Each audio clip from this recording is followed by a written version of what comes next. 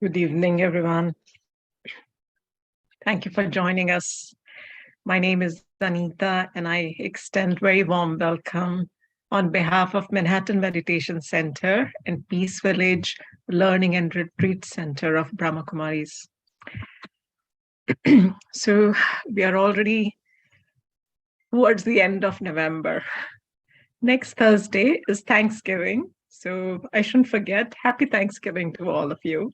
So this will be our last talk for the month of November. So we're already about to step into the family time. But before I go there, just a few, the things I share, what we have for you for still for the rest of the November. So first of all, a request, if you can, please turn on your videos, turn them on. So it'll be good to see your faces rather than just names and black boxes. Thank you so much. We appreciate. Yes, thank you. So as I was saying, this is the last talk. So next Thursday, you will be with your families. And so we are not going to get together on Zoom or at the center. Recordings of this talk as well as the previous ones are available on our YouTube channel. I hope by now you have subscribed to our channel. If you haven't, please make a few minutes and subscribe to our channel so you have access to the recordings of Thursday talks as well as meditations. The Power Boost meditation, the live meditation, what we offer every day at noon for 15 minutes only from Monday to Friday. You can join us live on Facebook and YouTube for Power Boost. If you miss it, you can always watch recordings on our YouTube channel. This coming Saturday, we have a workshop for you, demystifying attachment. Isn't it a very interesting topic? Whenever we hear the word attachment, immediately the thought goes to attachment to the family members or the gadgets we own, my car, my phone, and all. But we forget the root of all that problem is the attachment to our own ideas, right? My own likes and dislikes. So don't miss out. It'll be very helpful when you're stepping into the season when you have to be with a lot of family. It's good to have few tricks in your bags to keep the environment happy and lively. So today's topic, attitude of gratitude. Like I said, we are already stepping into the festival season, so that's a family time. Right. And that's why we have picked up this topic. It's good to have little reminders again, little, ideas and tricks in our mind, how to be together in a happy, jolly way, right? We don't have time to waste anymore. The world is already going crazy. I think it's going crazier by the minute. See what's happening in Ukraine, what's happening in Iran. So we really need to appreciate what we have. So I'm going to invite Sister Judy. She's going to share her thoughts on attitude of gratitude. Sister Judy, very warm welcome on behalf of everyone. And I'm very eager to hear what you're going to share. Thank you. Very good to see you. Nice to be here with you. And, I'm just thinking Thanksgiving for some people can be quite stressful. So I just want to say it's not always this happy family, thing. Sometimes for people, it's pretty stressful to be around family. So just want to acknowledge that. And that kind of ties in with what I want to share with you tonight. Because obviously I could come on and say, well, everyone should be grateful. And then I could leave, right? It'd take about a minute and a half because we all know that already. We know that it would be really a good thing if we were grateful. But I want to propose to you, I want to come at this a little bit differently. So first I want to propose something that you already know, which is that gratitude has nothing to do with your material well-being, right? Has nothing to do with how many cool things you have in your house, or the car you drive, or the how great your Thanksgiving's going to be. Even that, it doesn't really have to do with that. That gratitude is an inner state. And so I want to talk a bit about this business of inner states because it's fundamental to Raj Yoga meditation.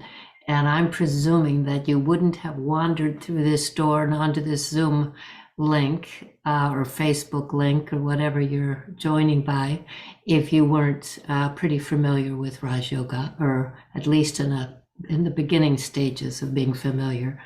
So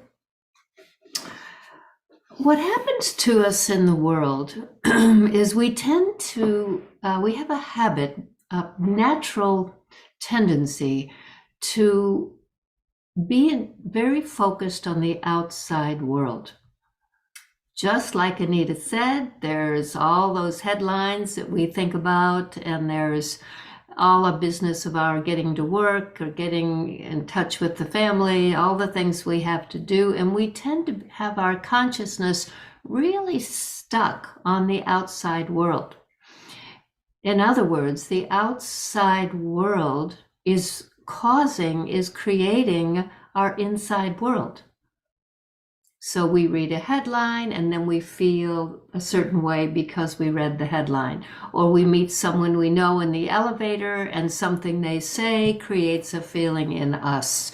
Or we take a phone call from someone and whatever they say produces either a worry or a fear or a happy place or whatever. And or we go online, we shop and buy things and have them sent to the house, open them up, get focused on that. All of that keeps us unstable. That tendency to focus on the outside world robs us of our stability, and it creates a fluctuating state.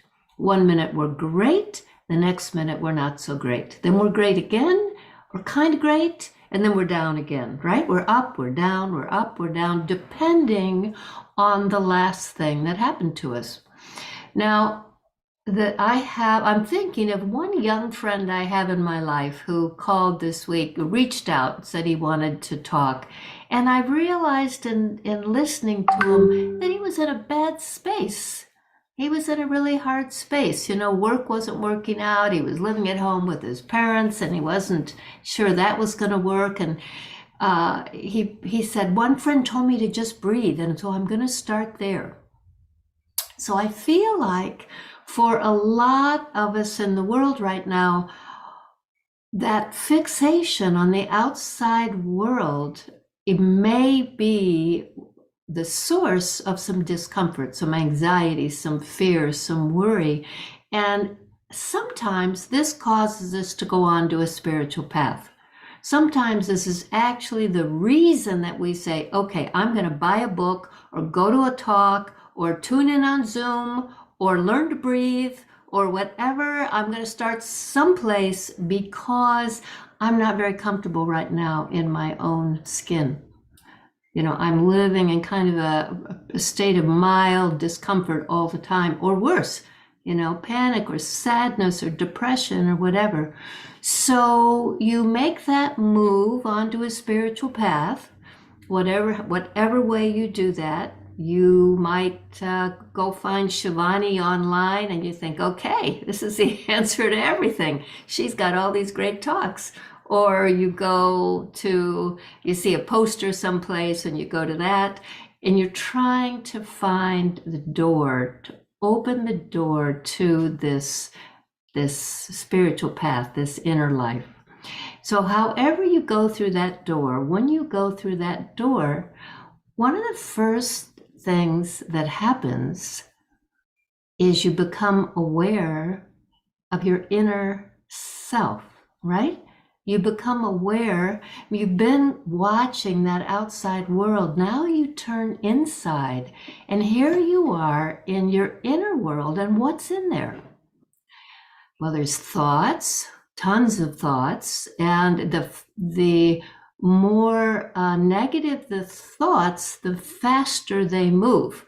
So if you've got very fast moving thoughts, those are usually thoughts of worry and fear and anxiety and all of that. Spiritual thoughts are slower thoughts, and we'll get to that in a little bit. So there's feelings. You go inside and you see the condition of your heart. You see your feelings. You may realize you've got some sorrow or some anxiety about something. There's memories. You can see these memories rolling around in your mind. There's opinions. You realize you've got lots of opinions about lots of things. And so all of this stuff becomes visible to you in ways it wasn't visible before. And we begin to see the relationship between the thought we have and the inner state that it produces. Now, I would say that this takes a little while because we produce thoughts automatically. We have habits of thinking and we have habits of feeling. The mind has habits and the heart has habits. Now, I'll give you a personal story. There was a time in my life where I was sure I was about to be poor. I mean, really scary poor, like I called it my bag lady complex. This state had nothing to do with money in the bank. There was plenty of money in the bank. It had nothing to do with having a job. I had a good job. But still, there was this inner state of I might run out of money.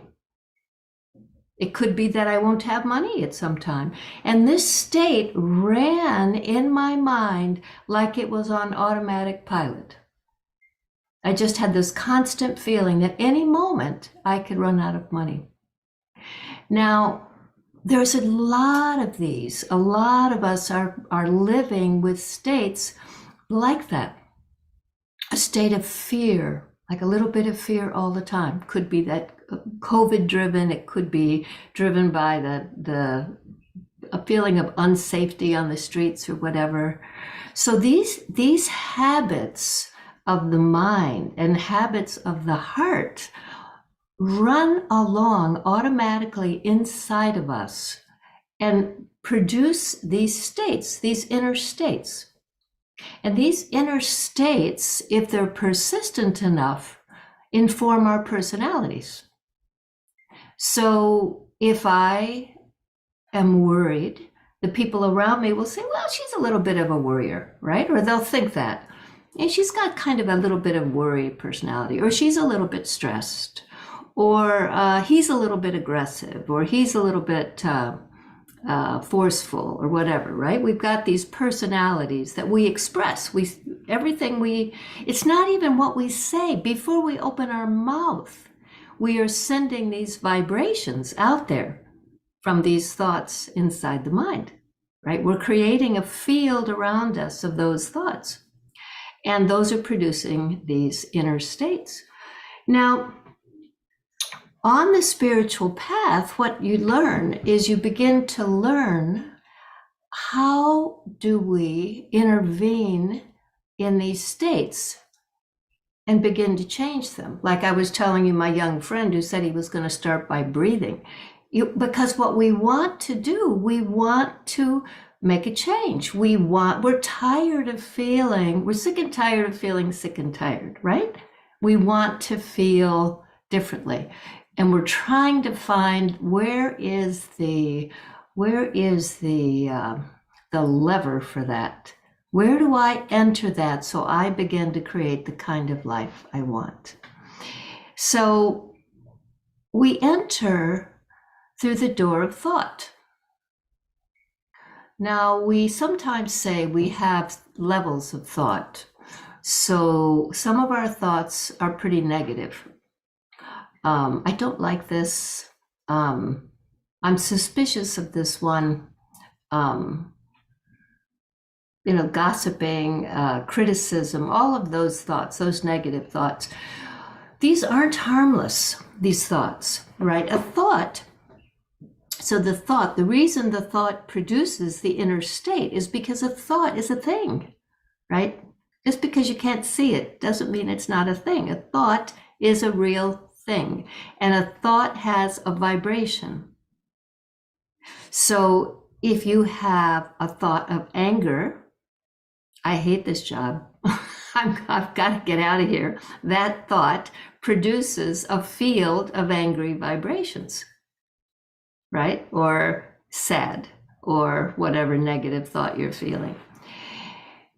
Now, if you go up a notch, you go to what you might call an ordinary thought. These run through your mind all the time, all day long, right? Making little lists, thinking about what you have to do, thinking about what just happened, wondering if the train's going to be on time, wondering if the weather, right? It just fills up your mind with all of this stuff that has absolutely no benefit. So it also has a vibrational field, but the field, you might just call it static. It's just kind of a little busy and staticky. It's not necessarily bad, but it doesn't bring you any benefit. But when you learn to have an elevated thought, now you've shifted the vibrational field inside the body, in the mind, in the heart, and even in the room you're in, even with the people that you're talking with. You actually create a different atmosphere around you. So what is an elevated thought? Elevated thoughts have to do with virtue. So kindness, a kind thought, is an elevated thought. A compassionate thought is elevated.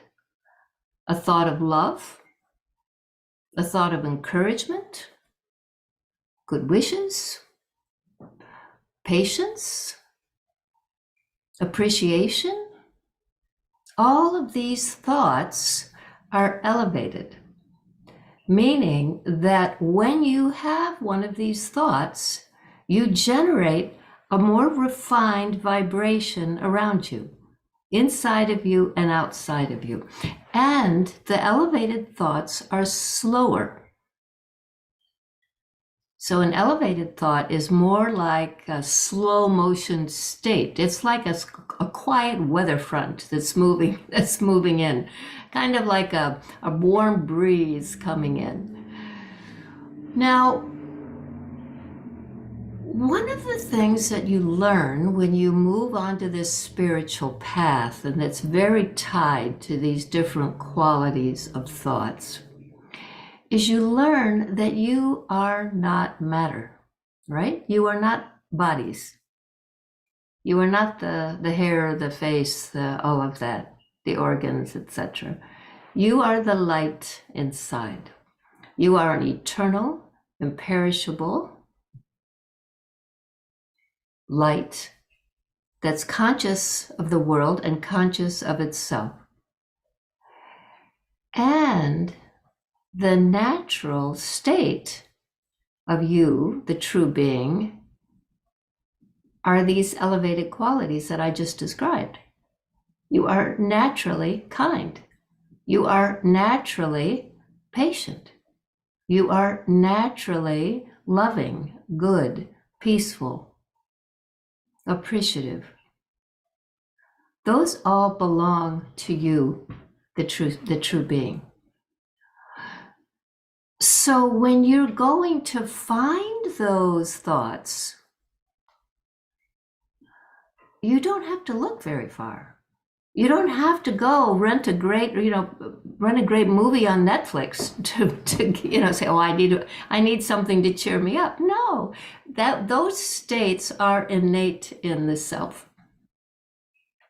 So rather than go outside and hope to run into someone who's going to cheer you up, When you have a spiritual practice, you learn to go inside and locate these natural parts of the self. These aspects of the true self cannot be removed from the self. You cannot remove the love from the self. Now, how does this work? Because we know people who aren't loving. So what happened? What happened to their love?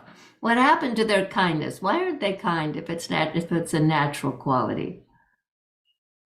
What happens to us is that these innate traits get covered up by other things.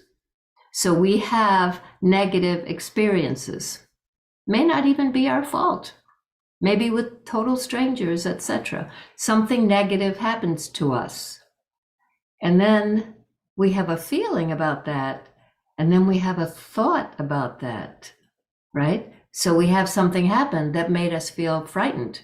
And now I have a feeling, ooh, scary. And now I have a thought, the world's not safe. And now that's that thought, that feeling, that scary feeling, and that thought that the world isn't safe are now inside the self, inside the heart. So when you move on to your spiritual path, what you're doing is you're learning how to work with all of these things going on inside, how to make choices about where you want to be. Before you develop that mastery, for most of us, we just kind of have whatever thought floats in, right? We just kind of, thoughts just float in off the street. We meet somebody, we carry away whatever they said to us. We hear something on the radio, we carry it around with us. We're like sponges. We just pick it up and carry it around. But when you develop your meditation practice, what you learn to do is you learn to turn inside,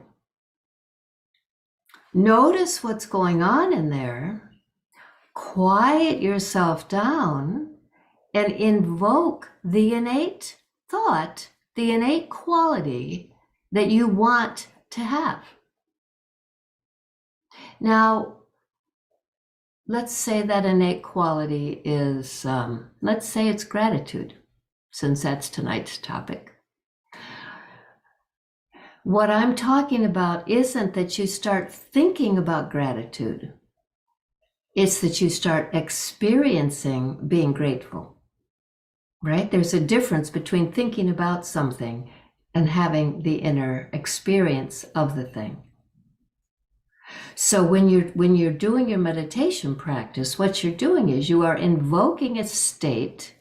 It may be a state that you haven't been able to hold on to very, very well. So you invoke this state, confidence, courage. Let's say it's courage. So you invoke this state of courage, and you're holding this awareness of courage. You're not thinking about courage, but you're feeling courageous. And you hold that state inside.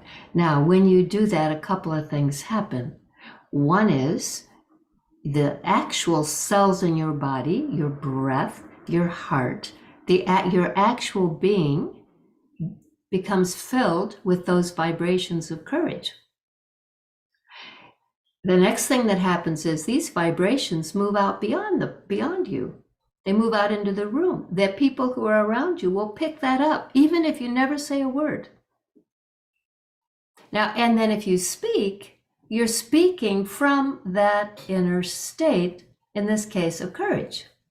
What comes out of your mouth and the actions that you take would be courageous. There's this little saying, as is your awareness, so is your attitude.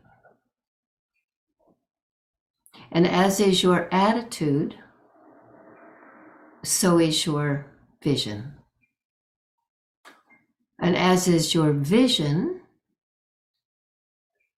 so is your action. And as is your action, so is your world. So with meditation, we go inside the self and we begin to strengthen these innate parts of the self. And we start usually with a thing that we feel we're missing, right? So if we feel that we're missing patience, we start with patience. If we feel that what we really need is courage, then we invoke courage, right? So it's these, we're working with these qualities that are innate, but we've sort of lost track of them, right? We've kind of lost track of this thing that already belonged to us. Now, so let's think about gratitude. So gratitude is an inner state of abundance. Being in a state of gratitude means that I feel completely full. I'm so grateful. I have such appreciation for what I have. It produces, to produce this state, you actually say to yourself, I have what I need.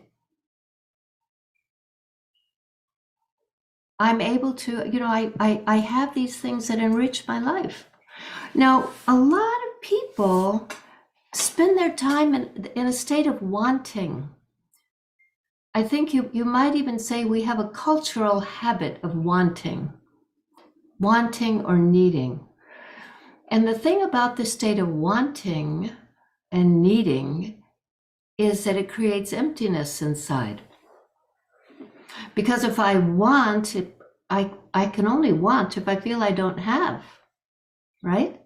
So this habit of wanting keeps us poor. And also, if you understand the laws of karma, so what's the law of karma, right? What goes around comes around. What I put out comes back to me, right? So if I put out wanting, then what comes back to me is more wanting, right? I don't have, I want, I need a better relationship, I need a better apartment, I need a better car, I need a better job, whatever. I mean, we have these habits of focusing on the thing that's not happening and then being in these states of wanting. Whereas gratitude is this state of I have. I am blessed with, I am fortunate, I am so lucky to have. So it's a habit. I know that you know people, I certainly know people who don't appear to have very much. When I look at them, it's not like they're living wealthy lives, and yet they feel so lucky, right? They just feel so lucky. This is a habit of the mind, that it's a way of seeing and a way of thinking and a way of operating. So there's actually a little story I like about this. And even though I have told this story before, I'm going to share this story with you again. So some of you may have heard this. This is about two men in a hospital. So, two men, both seriously ill, occupied the same hospital room. One man was allowed to sit up in his bed for an hour each afternoon to help drain the fluid from his lungs. His bed was next to the room's only window. The other man had to spend all his time flat on his back. The men talked for hours on end. They spoke of their wives and families, their homes, their jobs, their involvement in the military service, where they had been on vacation. Every afternoon, when the man in the bed by the window could sit up, he would pass the time by describing to his roommate all the things he could see outside the window. The man in the other bed began to live for those 1 hour periods where his world would be broadened and enlivened by all the activity and color of the world outside. The window overlooked a park with a lovely lake. Ducks and swans played on the water, while children sailed their model boats. Young lovers walked arm in arm amidst flowers of every color, and a fine view of the city's skyline could be seen in the distance. As the man by the window described all of this in exquisite details, the man on the other side of the room would close his eyes and imagine this picturesque scene. One warm afternoon, the man by the window described a parade passing by. Although the other man could not hear the band, he could see it in his mind's eye as the gentleman by the window portrayed it with descriptive words. Days, weeks, and months passed. One morning, the day nurse arrived to bring water for their baths, only to find the lifeless body of the man by the window, who had died peacefully in his sleep. She was saddened and called the hospital attendants to take the body away. As soon as it seemed appropriate, the other man asked if he could be moved next to the window. The nurse was happy to make the switch, and after making sure he was comfortable, she left him alone. Slowly, painfully, he propped himself up on one elbow to take a first look at the real world outside. He strained to slowly turn to look out the window beside the bed. It faced a blank wall. The man asked the nurse what could have compelled his deceased roommate, who had described such wonderful things, outside this window. The nurse responded that the man was blind and he could not even see the wall. She said, perhaps he just wanted to encourage you. Now, why am I sharing this story with you? Because this man by the window had this attitude that we're talking about, right? He couldn't see, he was in the hospital, and yet his attitude, his inner thoughts, and what he shared was of joy, beauty, happiness, etc. Now, I'm not suggesting you make it all up. What I'm suggesting is that our ability to live in gratitude is really just about creating a certain inner habit, an inner orientation, a tendency to ask, what are the things in my life that are valuable to me? What are the things in my life that make me feel fortunate? It could be the view out my window. It could be some person. It could be my health. It could be many, many things. But it's mostly the way I make sense out of it inside, right? The way, the lens through which I look at my life. Now, there's another aspect here beyond what I've just told you, and I want to confirm what I'm sharing with you, and I want to go one step further.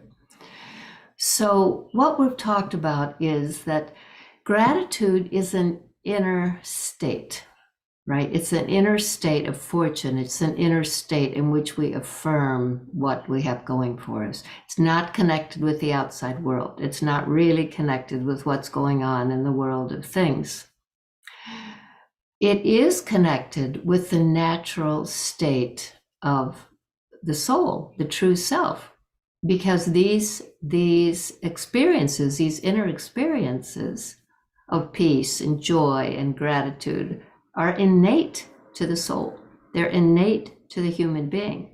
So when we decide, I'm going to really elevate my thinking here, I'm going to shift these habits inside, all we're doing is getting back in touch with what's always been true about us, what's innately true about us. Whatever your parents told you growing up, whatever a boss told you, whatever loss of confidence you had along the way, none of that is the truth about you.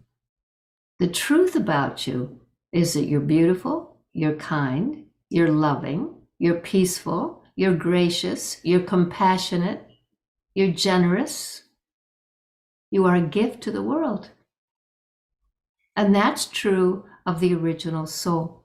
So whatever has happened to you that might have robbed you of those things, the reason that you've turned to a spiritual life is because on some level, you know that the truth about you is really quite beautiful. And that's the source of your gratitude.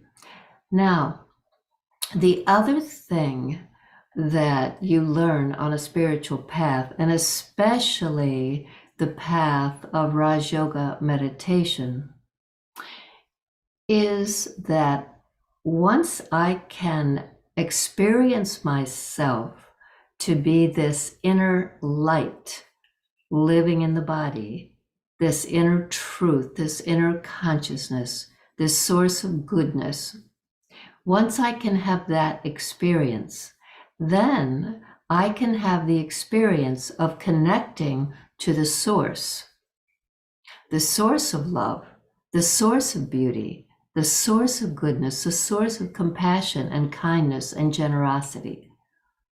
That source, everyone has a different name for that source.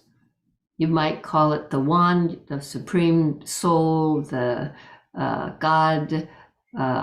You might call it the Great Light. I mean, there's many, many different names for this source. The Bestower, which is one of the most accurate names. Now, it's true that we have this goodness in us, and when we connect to this source, now we have an unending supply of peace, an unending supply of love. It renews our source. If we get exhausted in our life, we are exhausted by the people around us. We are exhausted by our work. We're exhausted by the vibrations of the city we live in. We're worn out physically. We get depleted. Our ability to make contact with this bestower renews us. It fills us up. And it's not that we ask, dear bestower, I need some patience, or I need courage. No. What we do is we stabilize as that being, that subtle being, that being of light, and make the connection, and you can feel it, right? You can feel the soul connecting up. And then whatever you need comes down into the soul. It flows into the soul like a current, and you are filled up again by this connection. This ability to do this guarantees abundance. When you can do this, you don't ever have to feel like you're lacking, you're without something. You don't ever have to feel alone. You don't ever have to feel like you're empty or you're without hope for the future. Never. Because this is your oldest relationship. The soul's oldest memory is of this source. It's been covered up by a lot of other recent things. But when you make that contact, you will remember, I know this one. I've been here before. This is such an old relationship. This is like my parent. This is like my soulmate. Now, The greatest gift that a spiritual seeker can have, I'd say the second greatest gift is self-awareness. I am light, I am eternal. But the first greatest gift is I belong to that one. That connection, that empowering, that richness that comes into the self. Because at that point, we are completely alert. We are completely loving. We are completely light. It's not possible for us to be defeated when we're in that connection. We have this company, this companion that is this elevated presence. And the longer we learn to sustain that, the more powerful we get. Now, as you do your meditation practice, it's like a journey, right? And when you first come through that door, you're just trying to orient to all these things inside. And then you begin to see that you are this different being, that you have these traits, and you begin to learn how to invoke them. There's a kind of mastery that comes. And the way you know that you're gaining mastery is something difficult happens, something really hard happens, you lose something really precious to you, and you find you're okay. You're not devastated. Why aren't you devastated? Because you're in this eternal consciousness. You see that matter is shaking, but you're not shaking because you're in this eternal state. That's how you know you're gaining mastery. That's how you know that you're in this elevated state. And then when you're able to connect, now you feel that current of power. And then your life is completely changed. So now you've gone to a state of high realization. And it's hard to put words to it. And so a lot of people don't even try. But I would say that people know that this is the experience you're having because of the vibrations that you put out. Because something in your eyes, something in your vibrations, something in your voice is different, and they pick it up. There's a lightness there. There's an easiness there. There's a confidence that comes.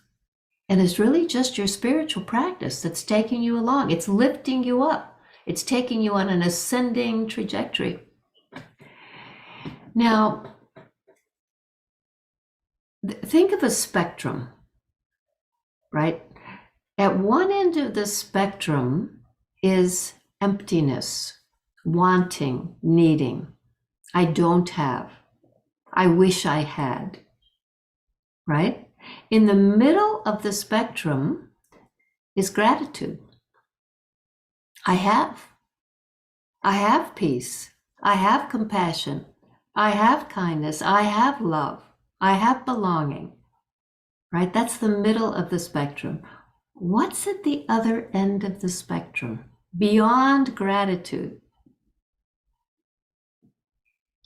Beyond gratitude is giving, right? Bestowing. This is what happens when the soul becomes completely full. So if the soul is full of love, what has to happen?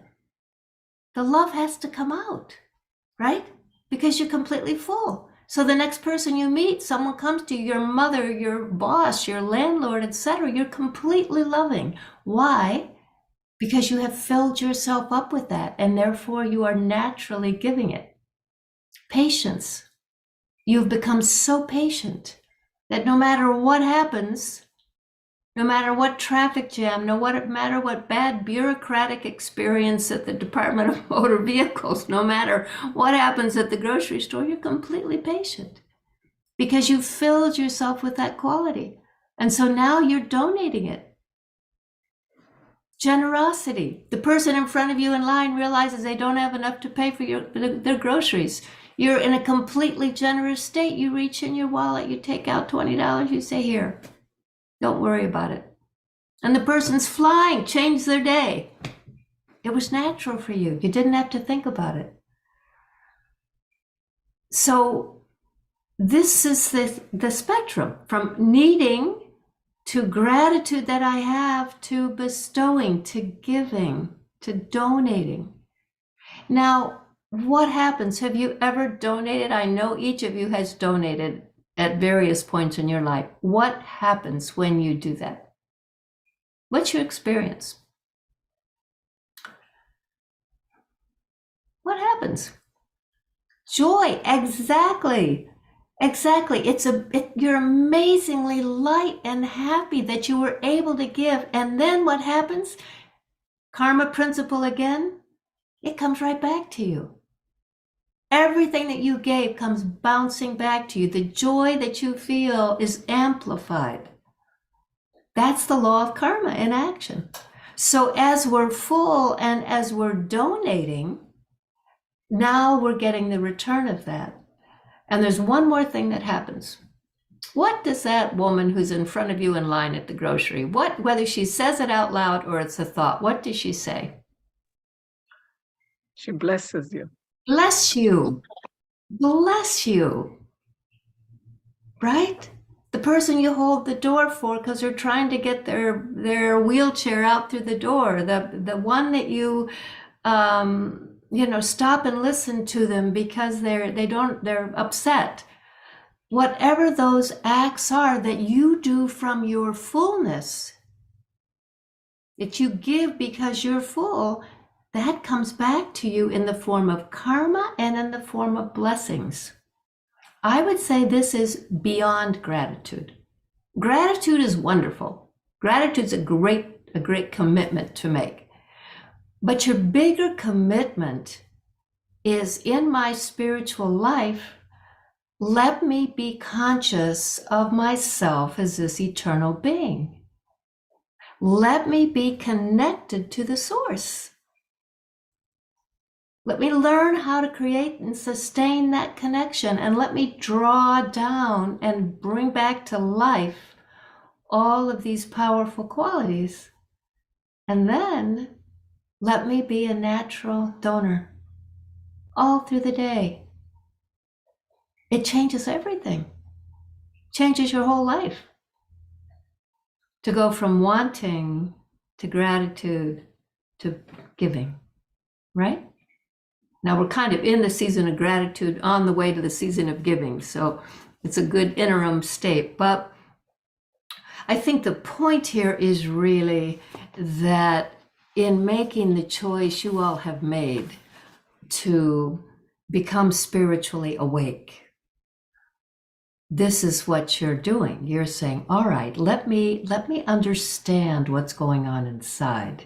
Let me make choices inside about what state I want to be in. Let me invoke these more elevated states by having elevated thoughts.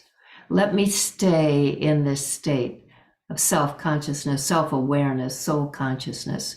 Let me connect to the source. Let me fill myself with all of this goodness and virtue. And then let me donate. Let me be a bestower. Let me be merciful to all these people around me.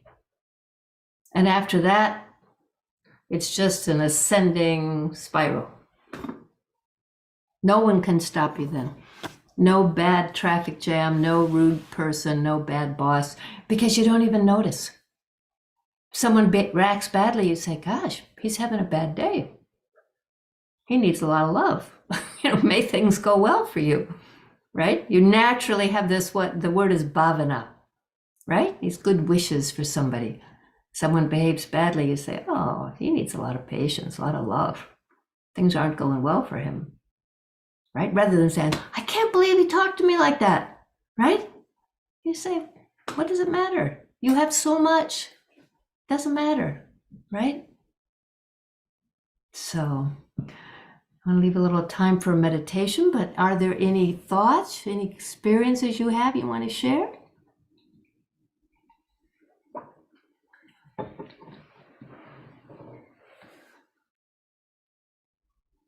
You good? You want to do a little meditation together? Okay. Shall I play some music, Anita? Yes, Sister Judy, please. All right, so what I want you to do is to either, you're sitting, sit up straight, and then either your feet are either folded under you or they're on the floor. All right?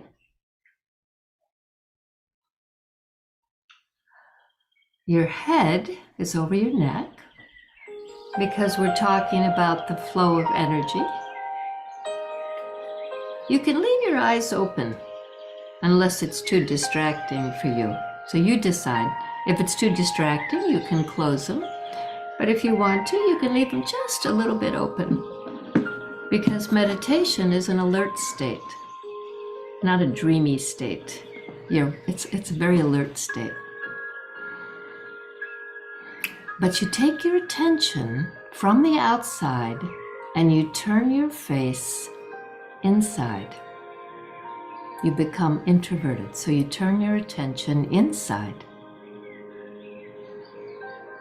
into this world of thoughts and feelings and memories and opinions and all of those things swirling around. And if you have a very strong and busy mind, you invite your mind to become quiet. And your mind will cooperate, and your mind will begin slowing down. So the thoughts are still there, but they're much slower.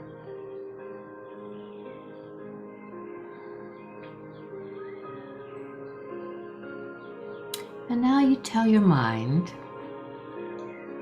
to be still. And your mind will cooperate. And you become aware of your breath. Your beautiful breath has been keeping the cadence of your life from the moment you took birth.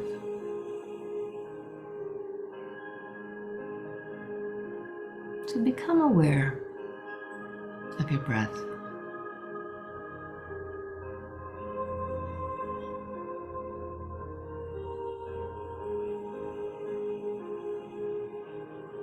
And now you tell your mind to be silent.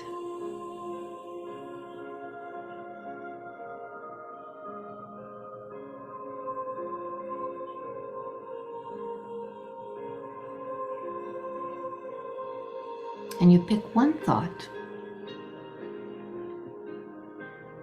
Maybe it's love.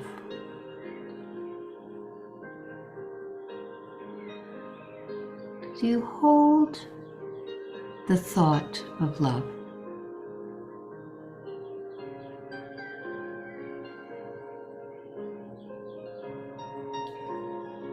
And you allow the thought of love to move into your heart.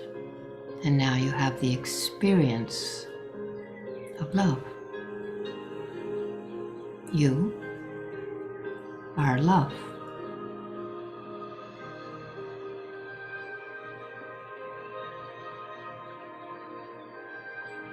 And that feeling of love fills your mind and your heart and your breath.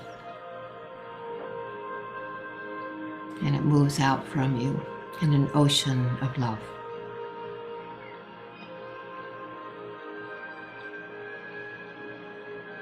And you become aware that love is your natural nature. And allow your attention goes to the seat of the soul, which is right behind the eyes. And here you, the loving being, sits quietly inside this body.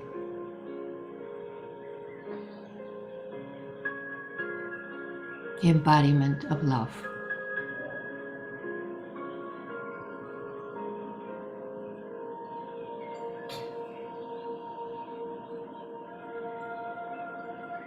You look through these eyes, but with a vision of love.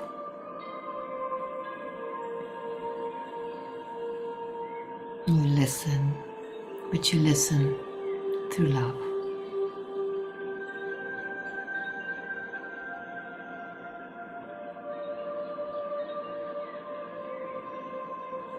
And now, as a being of love, you allow your attention to go up.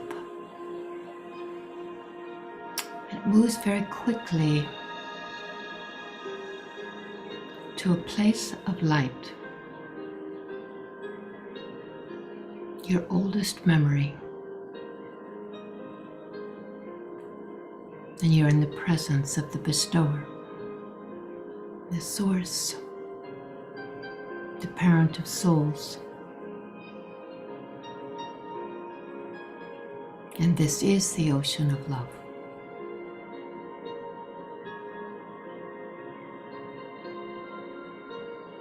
You allow yourself to be completely filled with love.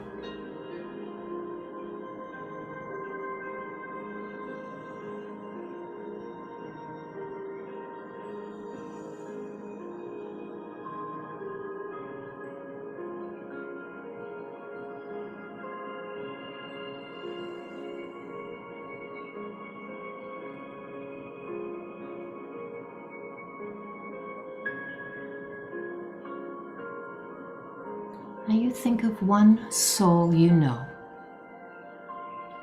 who could use love right now, and you allow the currents of love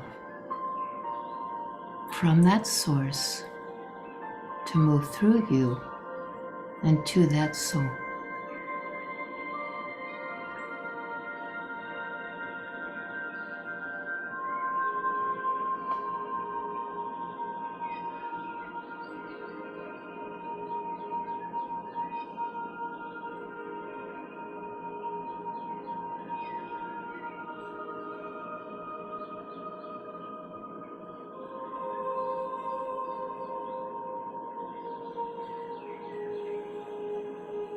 And now, keeping your feelings of love and the experience of love, you bring yourself back to the moment you're in, back to the space you're in. You experience all the gratitude for the many blessings of your lovely life.